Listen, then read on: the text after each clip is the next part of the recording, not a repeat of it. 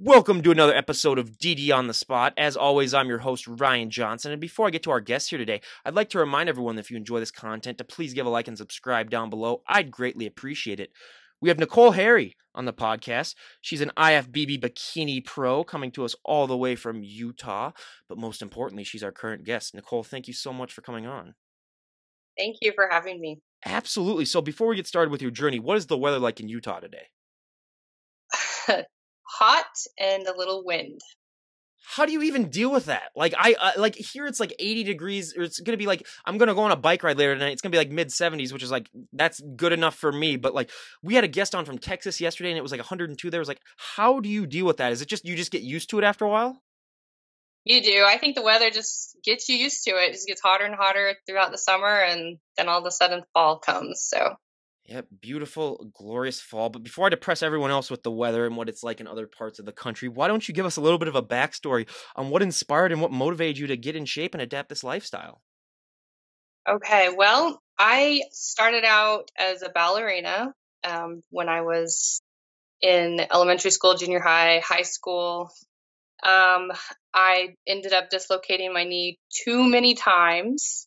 So that was out, and then I became a swimmer in high school.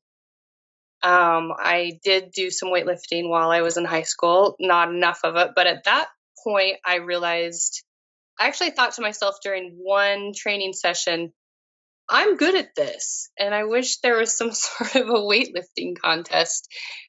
Fast forward 20 years into the future, that's how that began. But so I was always in shape. Okay, we got a dog alert on the podcast. I got to announce we got a dog alert. Everyone, you can check out whenever I'm one of the biggest dog lovers of all time. So whenever our guest has a dog on, that's so cute. What's her name? This is Kona. Kona is a Pomsky. Oh, I was gonna say it looked like a little bit Siberian Husky, but that is so those eyes. I mean, anytime the dogs have that type of I was gonna say yesterday, right after I did my podcast, it was Corgi Day at the racetracks right by my house. So they have corgis literally race on the horse tracks, and yeah, that's one of my favorite days. She is so cute. How old is she? He is 8 months. Oh, okay. Yeah. It's okay. It's okay. He's a pretty boy. Yeah. He loves to be pampered, as you can see. Yeah. Oh, that is so cute. Like I said, I'm one of the biggest dog people you will ever meet. I always gotta say the best story that I've ever had with a dog on the podcast is that one time one of our guy bodybuilders was talking about, all of his trophies, and they were right behind him, and his dog accidentally jumped up on the case and started kicking off the trophies while we were talking about him. So I was like, okay, you do realize that's staying in the podcast though, but that is oh yeah, he just wants the attention all day. Yeah, he does.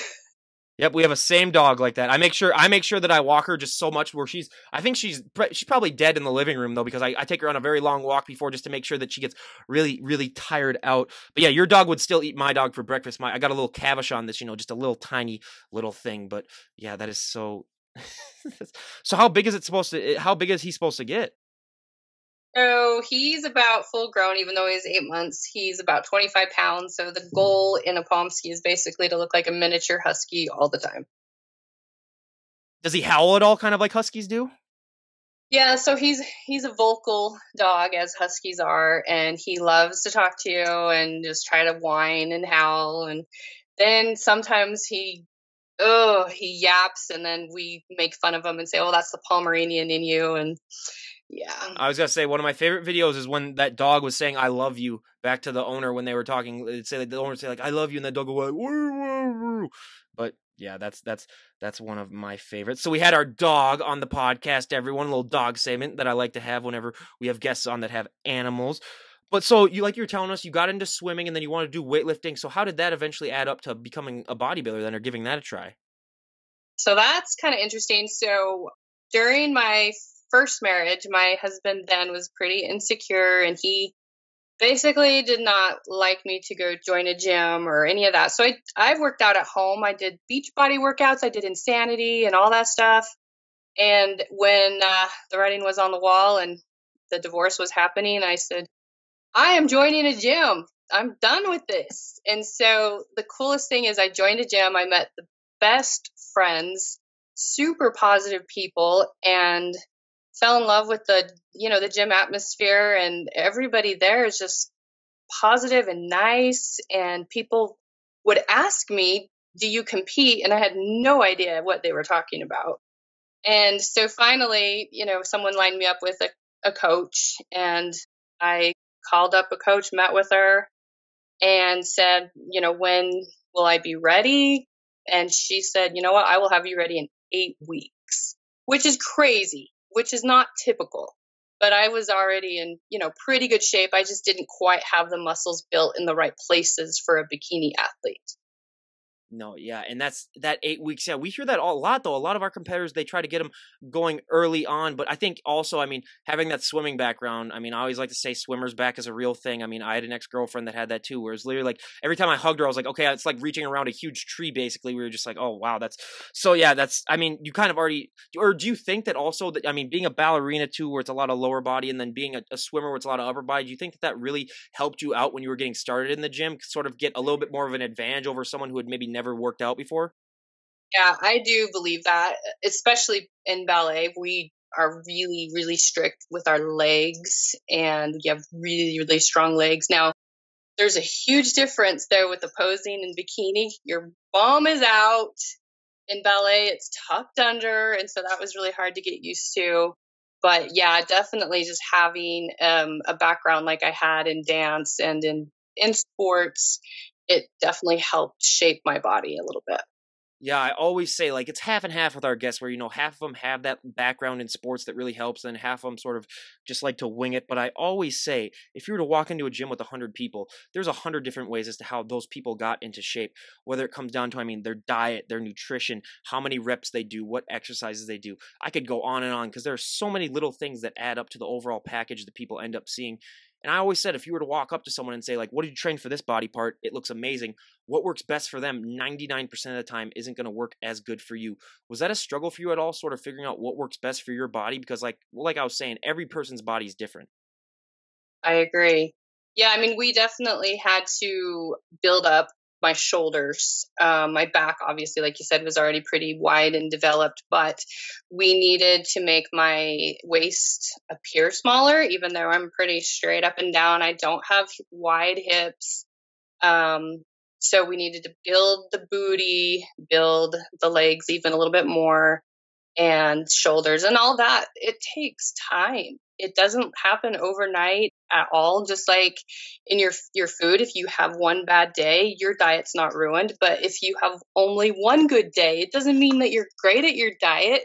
Everything is consistency, and it takes a long time. That's why I love having bodybuilders on, because just, yeah, their dedication, their consistency is something that so many people in the general public would just not even be able to fathom, what that must be like.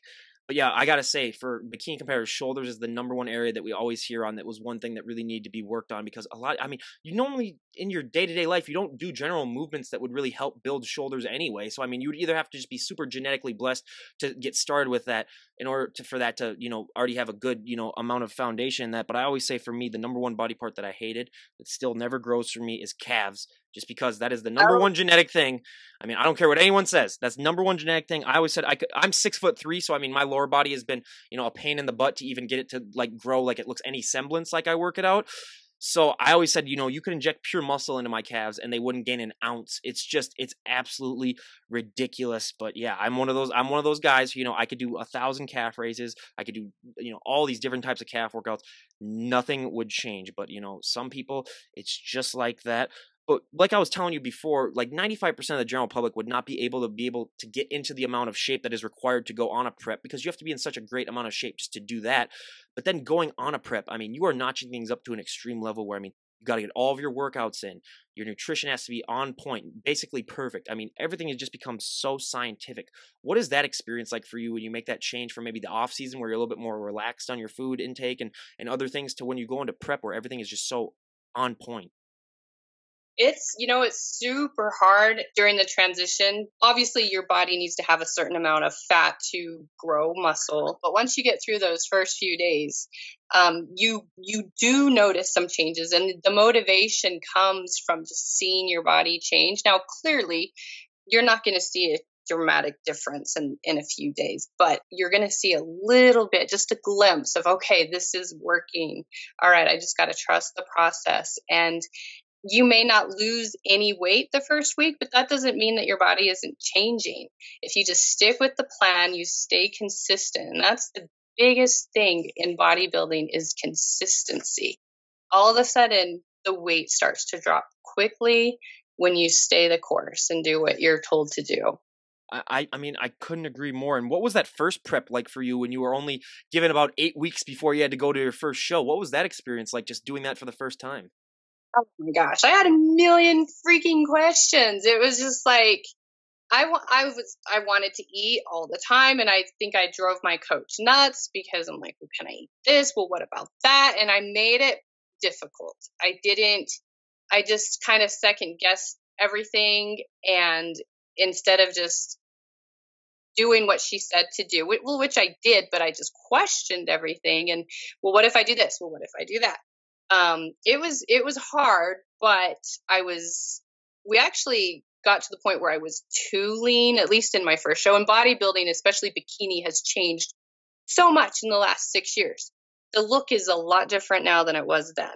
But I got so lean that pretty much it was way too easy. And this is not the case with anybody. I was eating whatever I wanted the last week of my show, which is so not typical. And I've never been able to get away with that ever since for 6 years.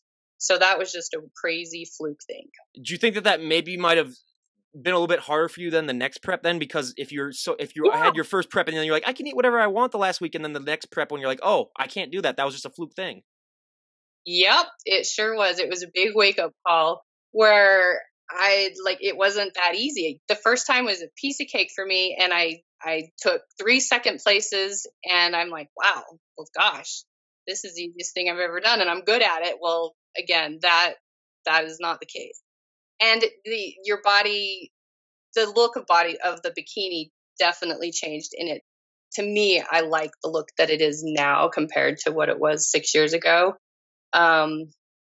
It's every single prep has been extremely hard, where I am doing probably an hour and a half to 2 hours of cardio for the last month before a show, which is not ideal, and that's not what you want to do, and it's not the super healthy thing to do. If you can just get lean and stay with your plan and stick with your plan at the very beginning, instead of saying, well, maybe I can get away with this because this happened last time where I got away with having a bite of this or that whenever I wanted.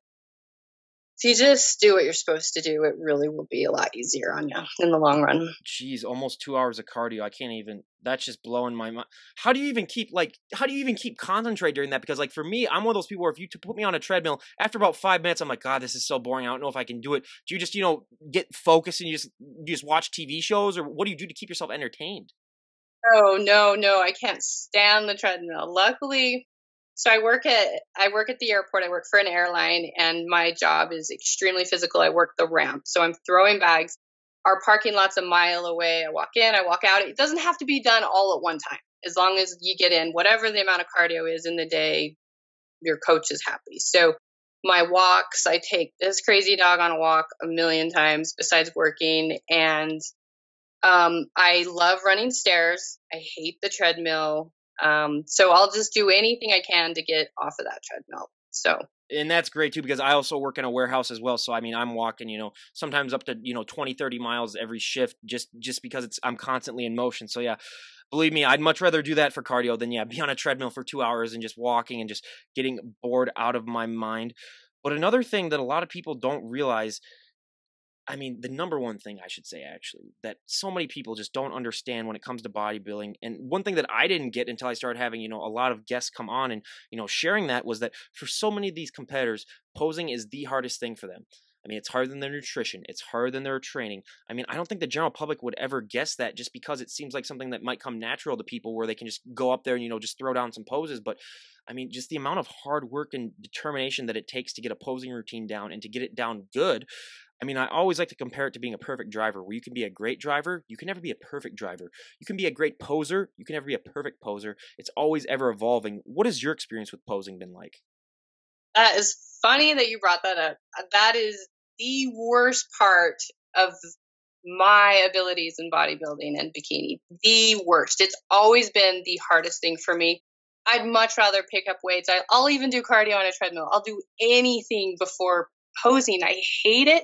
And the bikini posing especially, for me and my personality, I feel so fake, and oh, it's just the worst thing. There's some girls who just love the stage, and they're not stuck up or anything.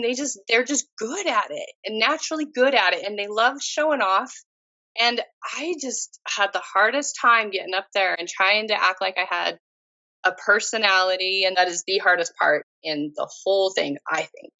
I mean, tell me to go to the gym, do my workouts, fine. Just picking out, I love wearing the bikini. I love getting your hair and makeup done. I love all that, but yeah, the posing is really hard. Yeah, I always say it's just such an undervalued thing that when it comes to the general public and their views on bodybuilding. But out of your bikini poses, what is your favorite pose and what is your least favorite pose?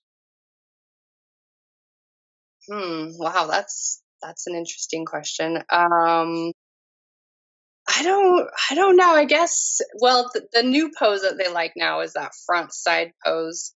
And that's hard for me to kind of nail. I struggle with that. The transitions, though, I would say are probably the hardest, because that's where you look the most awkward, and just polishing those transitions. And I really need to work on that as well, is probably the hardest thing. I mean, doing the back pose, once you get it and kind of visually understand what you're trying to do, I think for me, that's the easiest. But the transitions, yeah, that is hard to not look like you're an idiot or.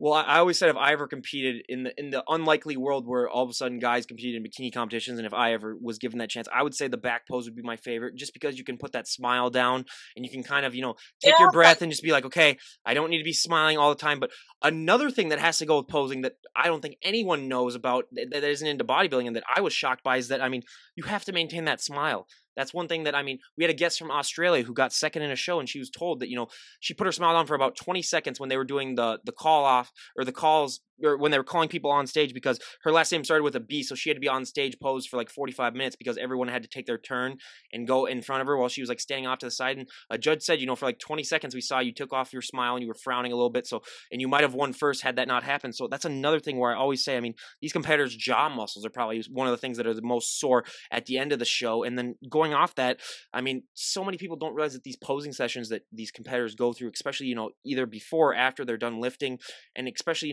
during these shows, I mean, they're more sore than they've ever been for most of their workouts. I mean, I've heard stories about, after shows, you're more sore than you've ever been in your life. I mean, it's just such an undervalued aspect, I think, when it comes to bodybuilding, which is why I love to bring it up and ask those questions when it comes to posing. But now, something that's really embarrassing for me, because as you can see, I'm one of the palest people that you'll ever meet in your entire life. I mean, my thick Norwegian skin, I mean, I got to wear an SPF of 1 million if I walk outside. Otherwise, I'm going to get burnt to an absolute crisp.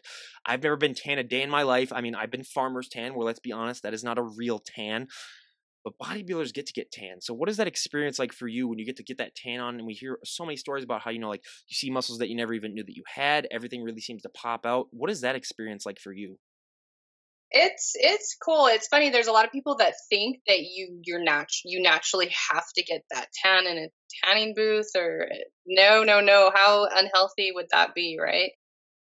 So it's an interesting experience, especially when you're at a national show and they haul you in like cattle, and you each have your own little individual tent, and you have the tanning technician in there, and they're just kind of going from person to person to person, and all the girls were just in there just hanging out, just totally naked. But having the tan really does help, and the point of it is so the judges can see you under those lights and they can see the definition. And with bikini, they don't want striations or anything, but they do want a round, nice muscle. And it's so much easier to see it, and you look better and you feel more confident a tan is the best thing. You should probably get a spray tan. I always say you can always tell who's going to do really good based on the fact that if they look amazing without that tan on, then you're like, oh my God, with that tan on, I can't. But I was going to say that whole naked part, I never would have guessed that in a million years. I had no idea that that was what it was like when I started this podcast. And the first guest that told me about that, I was like,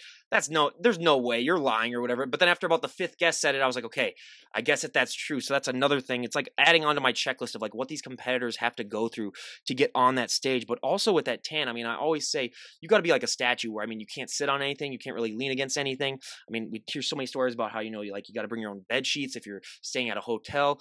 Just another thing that just makes this even a tad bit more harder for all these competitors.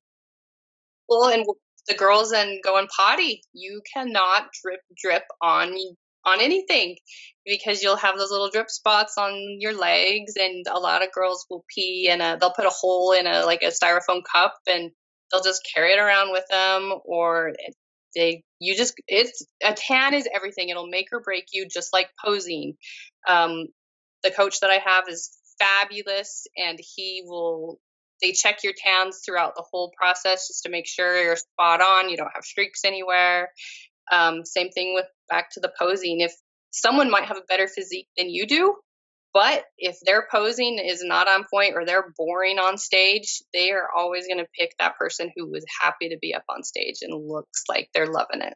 Absolutely. I couldn't agree more. But now you guys also have to wear high heels. So now another checklist basically on the stuff that they make you guys do. What was your experience with those high heels, and has it gotten easier as your career has gone on?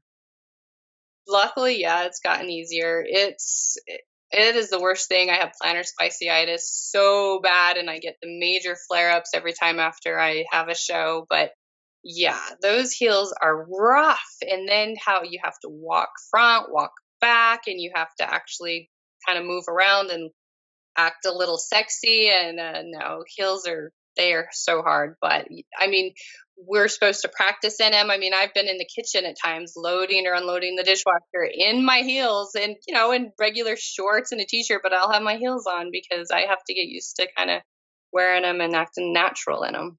I gotta say, yeah, that's one thing that I've been shocked by is that, yeah, some of these competitors they wear when they're in the house. But I gotta say, so I had a girl from Texas on, and I asked her, do you have any, bad experiences wearing those high heels? And then she was like, child, please, I was born in those things. So I realized that, every guest that I have on from the South, they basically are born in them. Although I did have a guest from Texas on yesterday, and she had trouble with heels as well. But she was originally from Indiana, and she had just moved to Texas a few years ago. So that's true. So anytime I have a guest on from the South, I never ask that question. But any other type of region, I always got to ask that. But yeah, that's my experience with asking about high heels. But a question that I ask all my guests, whether they be my up and coming bands or my health and fitness guests. For my bands, I always ask, what is that experience like when you get to go on stage and perform live in front of, hundreds to thousands of people?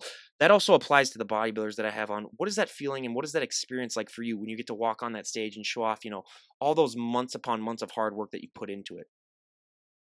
Gail, my first show ever was just the best experience. It was just magic. And again, back to the posing, just during practices, I struggled with the personality, with acting like I was having a good time, not having the bitch face. And that very first time, I just lit up. And even my coach at the time, after I got off stage, she goes, "What was that? Who are you?" And, it's such a cool experience. And you can't really see out into the audience. You just kind of connect with the judges, and you come alive, and you have at that time to be a different person than what you normally are. I am afraid of public speaking. I don't want to be chosen, in school or church or anything to speak, to talk. But it's so weird. It's like, sure, I'll get on stage and wear a bikini in front of, I don't know how many people, but pick on me to talk.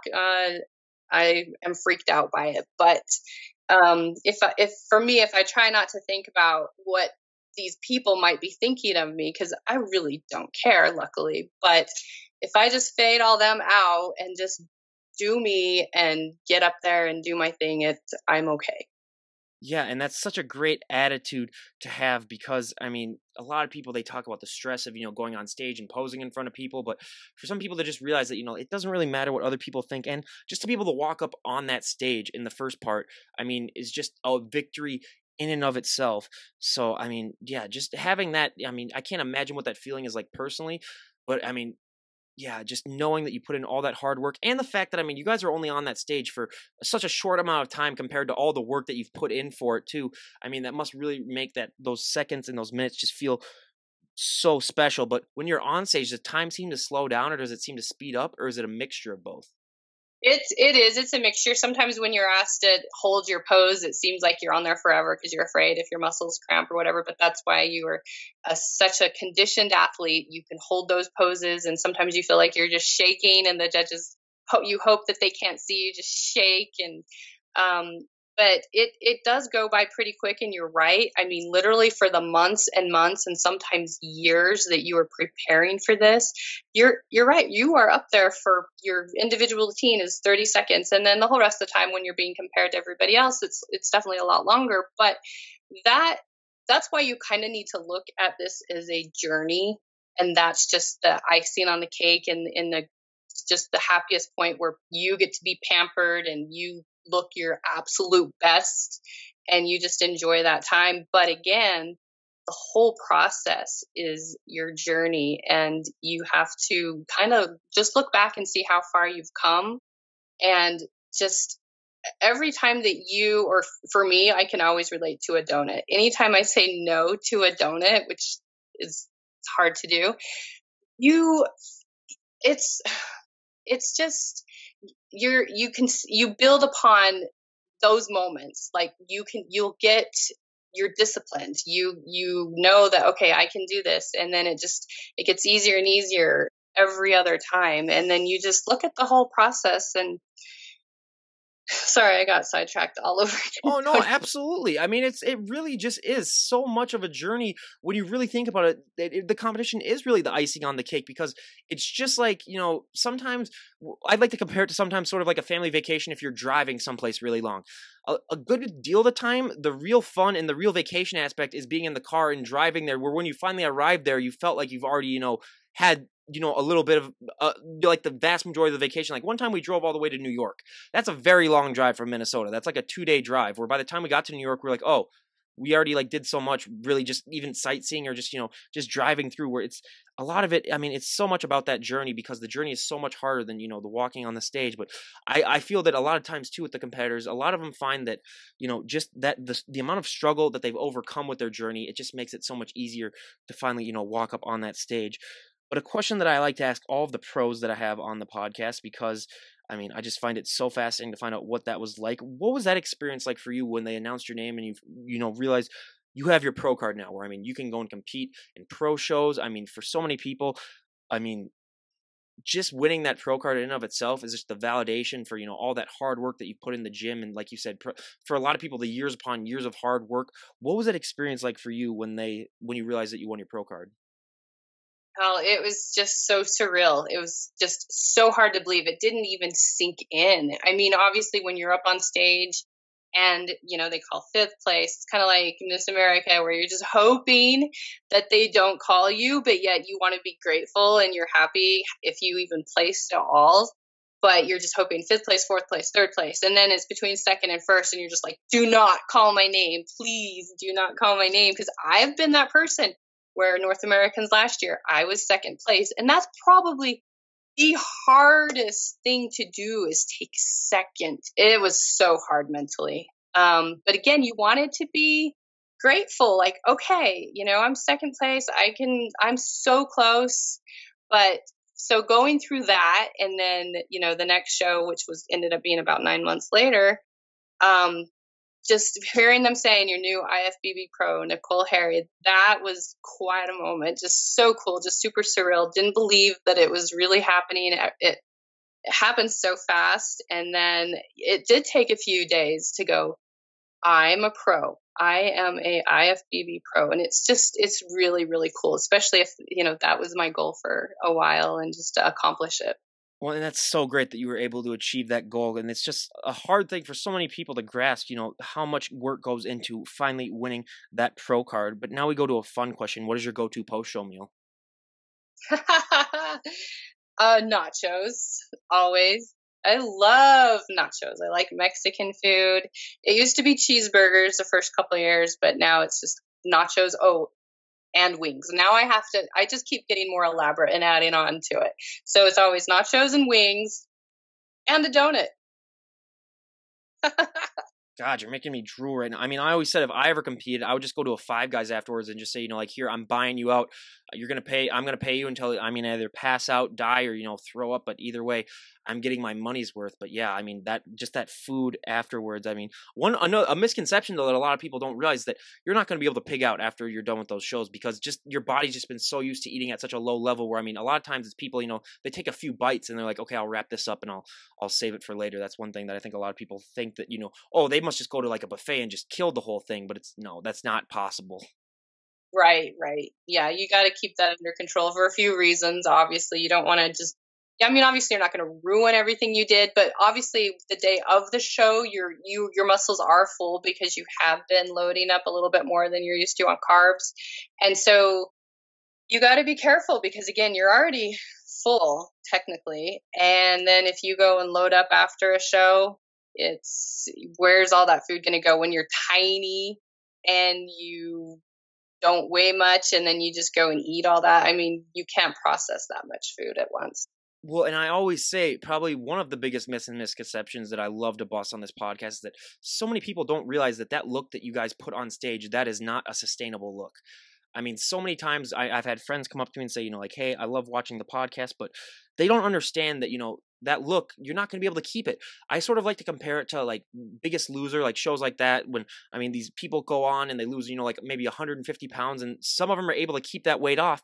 I think a lot of people watch stuff like that and then they just equate it to bodybuilding where they think, hey, if these people are able to, get that lean and, look that great for these shows, they must be able to, keep that weight off and maintain that look where it's not possible. I mean, some people can maintain that look for a little bit longer, but it's not going to be healthy. First of all, it's not healthy if you try to do that for a very vast extended period of time. And it's just not going to happen. But what was that experience like for you when you realized that, like, hey, all this hard work that I put in to, looking like this for a show, this is the best that I'm going to look for a while. Like, I'm going to have to put on weight in the off season. What was that experience like? Y'all, it's really tough.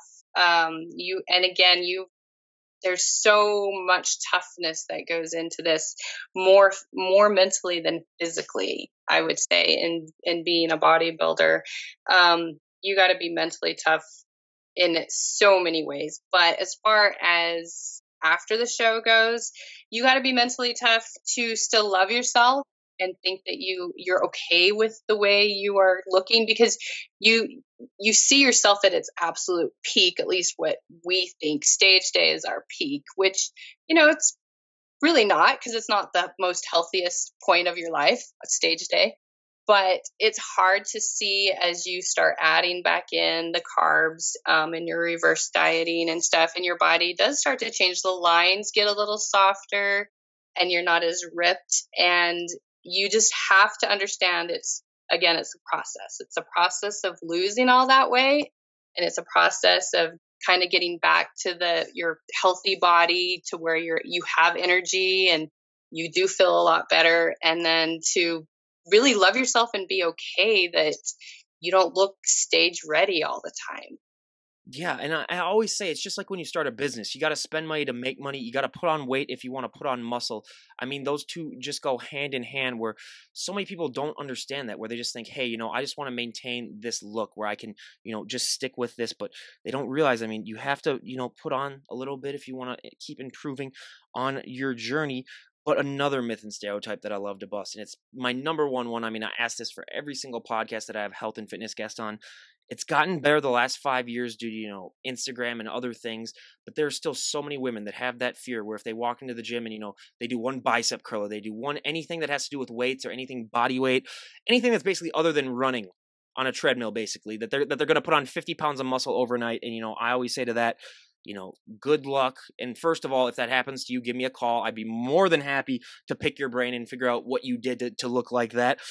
But did you ever have that fear when you were getting started? And even if you didn't, I mean, I bet you still hear that all the time. How do you like to respond to that? Yeah, you're right.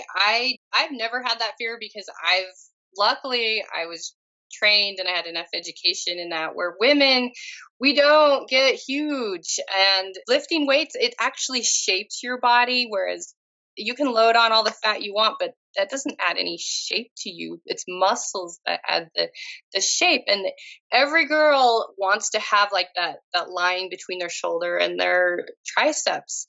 It's like the only way to get that is to lift weights the right way and, lose some body fat. So no, I love lifting, and I am not afraid that it's going to make me huge. And yes, I hear that all the time from girls. Well, I don't want to get big, but I just want to get really ripped and toned. And it's like, well, that weightlifting is actually going to help you achieve that.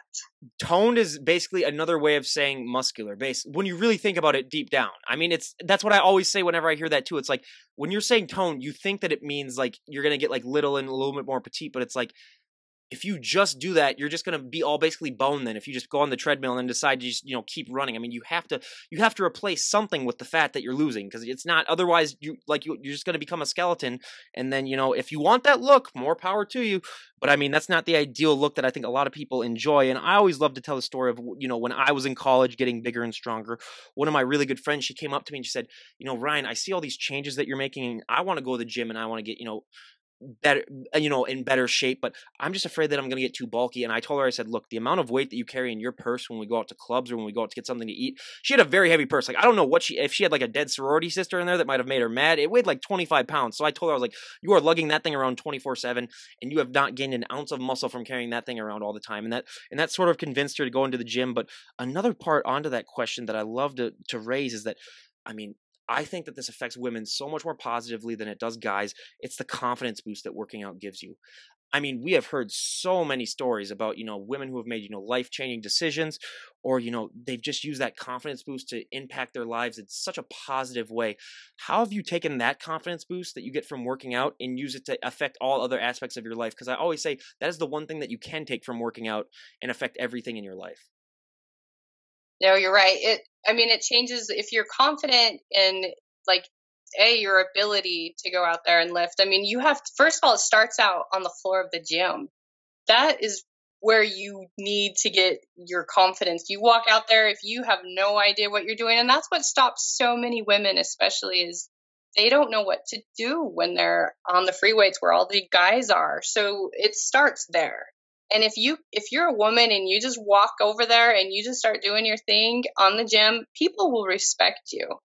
And you carry that on through your daily life.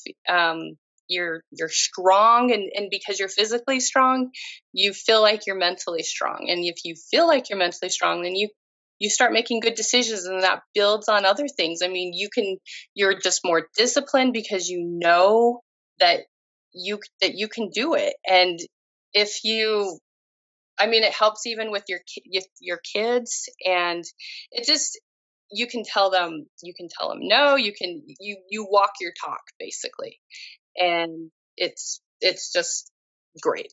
Well, I always say, like, even with me alone, like, I had the confidence to go up and talk to people that I might not have been able to talk to ahead of time, just because, I might have been a little intimidated. And it's just another thing with that too, like you kind of allude to, is that, a lot of women I hear too, I mean, they're sort of afraid of, like the gym bros that walk around, they're afraid that they're going to get judged and whatnot. But I always say to that, 99.999, and I could do repeating for about 10,000 more times, of people in the gym, especially guys, don't really care about other people. I mean, you're focused on yourself for the vast majority of the time that you're in there.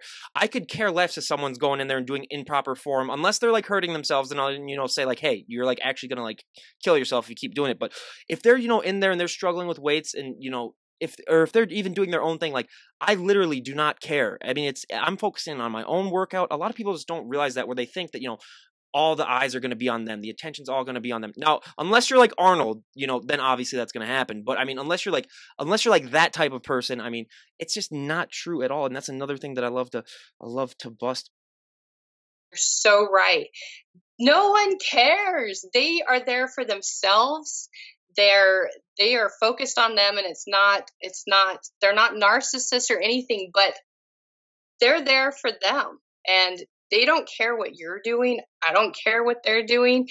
There's the other cool thing that is another misconception, is women think that other women are so catty towards the other. And there maybe they've had experiences like that. I never have. In my 6 years of competing, every female I have ever met is super helpful. They're super positive. If you ask them for help, or you're backstage and your swimsuit breaks, they're like, here, oh my gosh, let me help you with that.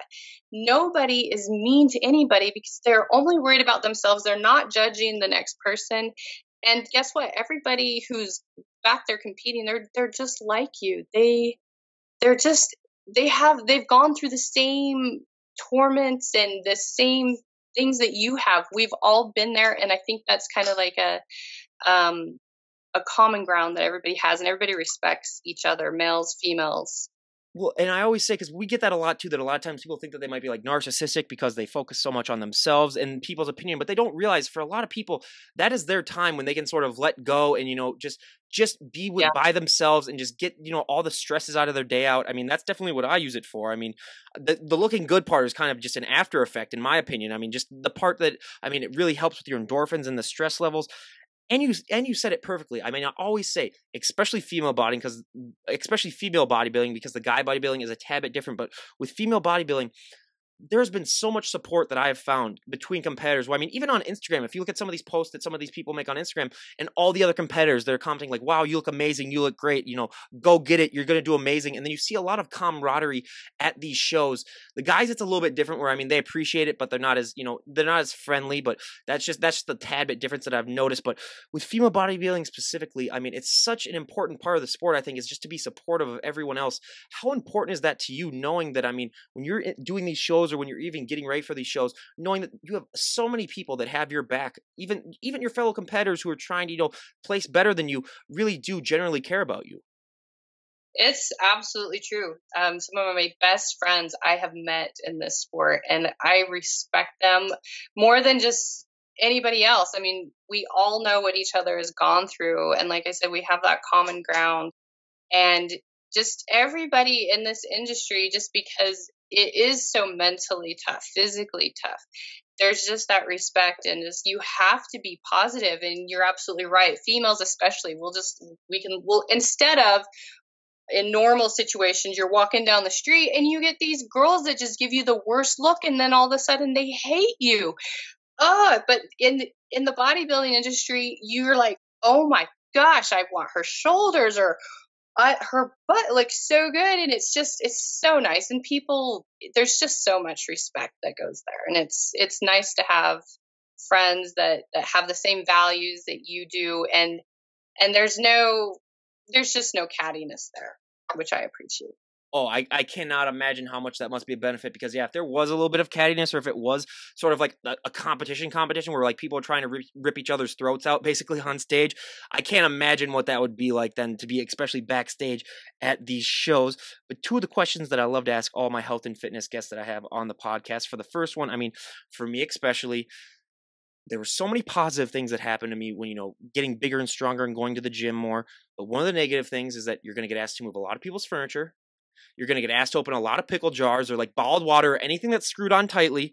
I'm still at home with my parents for the next 2 months before I move out. And every single time they come home with groceries, I have to lift the car basically into the driveway and carrying the groceries, being the good son that I am. But has that been a similar experience with you, where, if you look like the way that you look now, where you're like in prep, or where you're just off a show, do people just assume that you can do favors for them? Or is it more of the general where you just might get like stares, and people just might be a little, because let's be honest, you don't look like the general female, especially when you're in your prep mode. It is kind of a different sight for people. What is that experience like for you? And do you find that you get asked for favors, or what is that like? Well, yes, but I shut that down really quick. And my response to everybody is, it's not true, but this is what I say. I just say, I look strong, but I'm really not strong. And then they just look at me funny, and they're like, okay, whatever, because they have no idea what I'm talking about, and they just move on. So, but yeah, you're right. That's kind of my reaction to that. I was gonna say, it's a double-edged sword for me, because I'm 6'3", so like I could literally have zero muscle at all, and then people would be like, "Oh yeah, tall guy, come and help me out. Like, come help me lift this." And so yeah, that's one thing that I struggle with. But yeah, even remembering, I'm not as in shape as I was during college, because now I have a 40-hour a week job, and I do this podcast, which takes up a vast amount of time as well. Where I used to be able, in college, I'd go to bars and, I could not wear anything that was like cut. If it was like cut up to like here, I could not wear it because I would literally get, like either girls coming up and like feeling my arms without even me asking, or guys would just want to arm wrestle me all the time.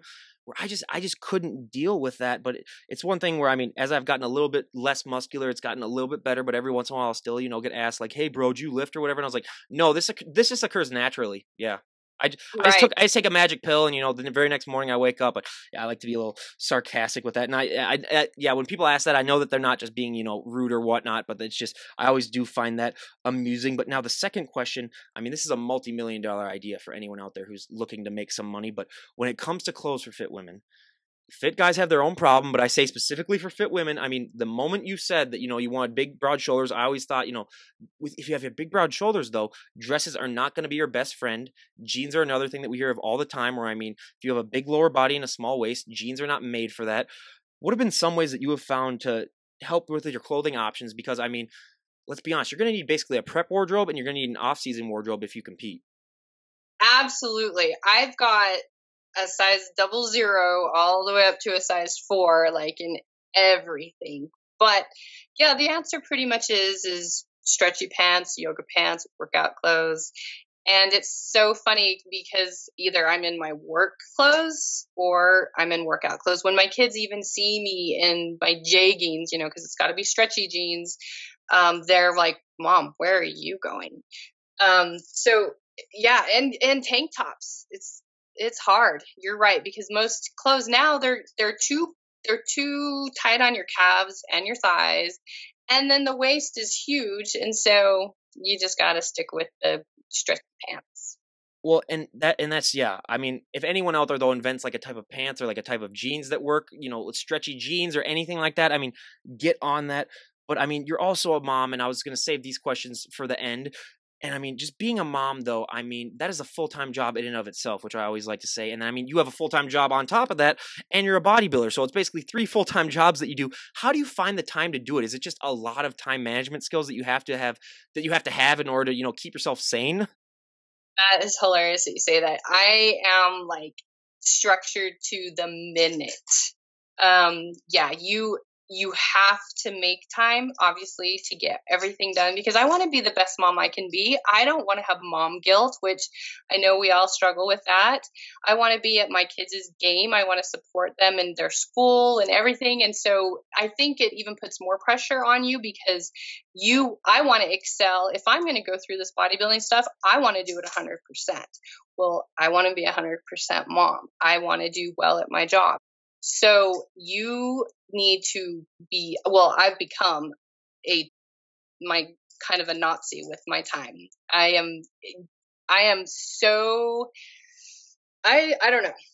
Me and my time is a sore subject. I don't want any time wasted. But yeah, I'm very, very structured. My kids are structured that way. And a big part of it is you got to get your sleep too. If you want your muscles to recover and develop properly, you definitely have to sleep. And so that's a whole nother thing that goes into it. But I think I was gonna say you led me perfectly into that question because I was gonna ask I had the number 1 sleep specialist on the planet on this podcast, and first of all, he was calling us all the way from the UK, and he had one of those British accents where you just felt like you gained 10 IQ points just from listening to him talk, where you're just like, oh my god, you need to just talk the entire time. I'm not gonna say a word. I just want to listen and basically have my ears get a workout, and my brain is just gonna get smarter just by listening to you. But yeah, like you said, it's one of the most important things, if not the most important thing when it comes to recovery. Having all this time management, I mean, how do you get the proper amount of sleep? Because I always said, if I don't get enough sleep, if I even get like 4 hours of sleep, I'm almost guaranteed that I'm not going to be able to work out just because I'm one of those people where I need my beauty sleep. Are there any tips and tricks that you use in order to get the proper amount of sleep, or is everything just so structured where you're like, okay, this is by the time I need to, at the very latest, go to sleep? No, you're absolutely right. But yeah, I'm up every morning at 4:30. I work 6 days a week, and I've got 6 kids in the house from the Holy age of crap. 12 to 22. So it's a huge challenge. Luckily, my husband is extremely helpful in that aspect, and he's more of a night owl, and he kind of handles the kids at night. And I'm like, 9 o'clock, I need to start winding down. And all the kids know go to Carl if you need anything. Mom's shutting it down. So they kind of have to know too. That is the first time that I've heard that she had 6. I didn't even know that she had that many kids. That's okay. That's the record on the show for the most kids that one of our guests has. So that's good God, everyone. That's just just dealing with that. I was like, one kid in and of itself, but 6. But I mean, also another thing that I like to talk about with, especially, if we have parents on the show, is, I've had health and fitness specialists come on and they say that, one of the most important things to stopping the obesity crisis, at least when it comes to the individual level, is, I mean, if you have that inspiration and that motivation from a parent and they help with that guidance, I mean, that can be the biggest difference when it comes to people, getting into shape and losing weight, and adapting those healthy habits at a young age is so important. How important is it for you? And I know obviously your husband, if anyone, looks at your Instagram, your husband's in very great shape as well. That how important is it for you both to portray that image and to really help guide your kids to a more healthy lifestyle so that they don't have to deal with the problems that some of their friends or, some of their other people in their generation might be dealing with? Well, I mean, I think the first part is again, we have to walk the talk. I mean, we cannot say one thing and then do the opposite.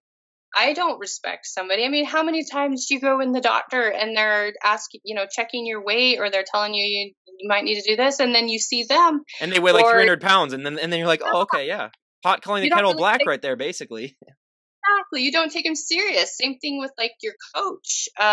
So my husband played in the NFL and he trains kids in speed and agility. If he was this huge guy, they probably would be like, "Why are you telling me what to do? Do you do this?" And so I do try really hard to teach the kids, just basic nutrition things. And a lot of them, the funny thing is when they're ready to hear it, they will. If otherwise, they'll just say, "Okay, yeah, whatever, mom. Why do I care about this?" But a couple of years later, they will come back and then they'll say, "Now, what about this?" And the ones that are in sports before a track meet, it's funny because like 2 hours before the track meet, "Oh, hey, what if I eat this? Is this okay?" And then the funny thing is now it's like, well, we actually need to work on your nutrition months ahead of time. And it's important what you eat the day before versus, and the day of are completely different. And it's really interesting the way the kids kind of adapt to it, and when they want to hear it, they definitely ask a lot of questions. And I appreciate that they go to my husband and I, when they have these questions, because they know that we know what we're talking about. Oh my God. First of all, I just seeing your dog reminds me of when our dog was a puppy and just how much they just need all that. But that is just so great. That adds so much more actually onto the podcast. But what NFL team did your husband play for? He played for the Redskins. He was a wide receiver. That's awesome. Well, I would love to have him on the podcast then, honestly, to talk about that and just to talk about everything else because, I'm a huge football guy myself. So yeah, we'll see if we can get him on as well. But now a couple of the questions that I love to ask before we wrap things up. I mean, if we were to talk to you a year from today, where would you like to be at in your bodybuilding career? Where would you like to just be at in your personal life? What are some goals that you would like to have achieved if we were to talk a year from today? Wow, that's a great question. Just coming home from winning my show and becoming pro, I had kind of a little mini moment where I was lost. And I was like, now what? I've been working so hard on this one goal for the last, almost 6 years. Now what? I need something. I have to work towards something. I love it. I love achieving these goals, whether they're big or small. So, I want to plan my pro show, my pro debut. Still not sure when that's going to be. I've been kind of enjoying the I'm still, working out 6 days a week. I've been a little more relaxed on my eating, but part of me is wanting that structure back. I love it. And again, confidence comes when you do what what you should be doing and you actually successfully do it. So I'm excited to get back on prep. And so I am looking at some different shows to start, because as hard as it is to go through this, I feel like I need it, and I just love going through the process of it. So in a year from now, I would like to get a couple pro shows under my belt and definitely try to go, make top 10. That would be some goals. That's awesome, and we wish you nothing but the best of luck in that. But also, if someone were to walk up to you and say, Nicole, we made the decision where you can change one thing about the sport of bodybuilding and everyone would go along with it, what would be one thing that you would like to see changed? Oh my gosh. Honestly, I can't think of anything right now. I would love to say I wish we didn't have to wear heels, but as good as we look in those heels, we got to wear those heels. I mean, my gosh, it makes your legs look amazing as well as that tan. So, got to have that tan, got to have the heels. A lot of girls ask me, do you have to have long hair or do you have to have implants? And the answer is no. The reason why they have hair that covers their back is a lot of times in bikini, our backs probably are the first things that get shredded. And because bikini is all about symmetry, we hide our back so that it doesn't look so weird seeing a ripped up back and then some nice big round glutes and legs. So that's why the long hair is there. So I'm okay with that too. I'm okay with the tan. I don't know. I really like the whole thing about this bodybuilding. I wouldn't change anything.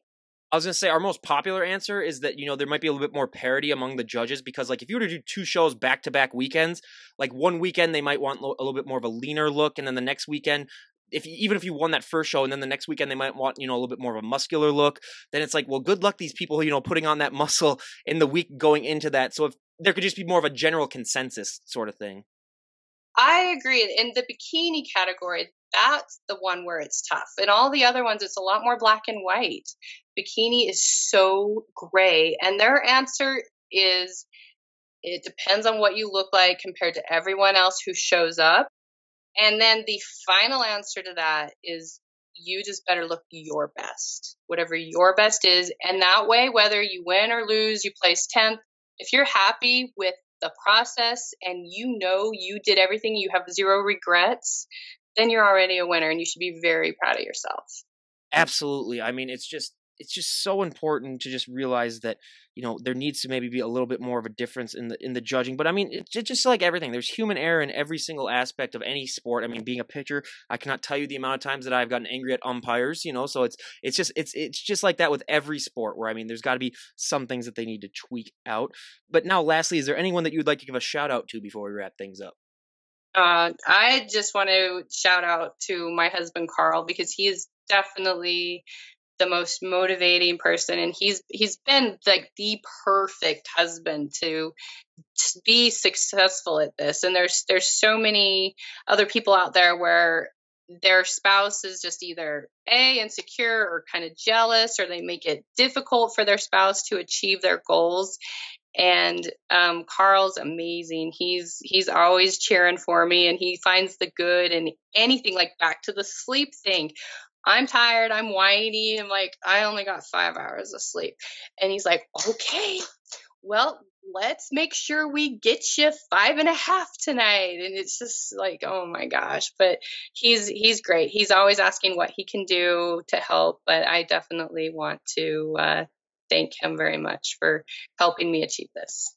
I was going to say one of my keys to success in life is surround yourself with people with those infectious personalities where, I mean, just they're able to just light up a room as soon as they walk in. And it seems like you got lucky and you got one for your husband. So, I mean, that's a goal for me. I mean, is just surround yourself with those type of people that just brighten everyone's day by just being around them. But again, Nicole, we cannot thank you enough for coming on and, sharing your journey. I mean, I love having guests come on and share because I think one of the reasons, like I told you before we started recording this, why I love having bodybuilders on is because there's just so many misconceptions where people just think that, all you guys do is just go to the gym and then you just step on stage. That's it. They don't know what's in between with the posing, with the nutrition, with just every other aspect of, getting the right amount of sleep. You guys have your own lives too. You're not just living in the gym, which I think a lot of people think is true.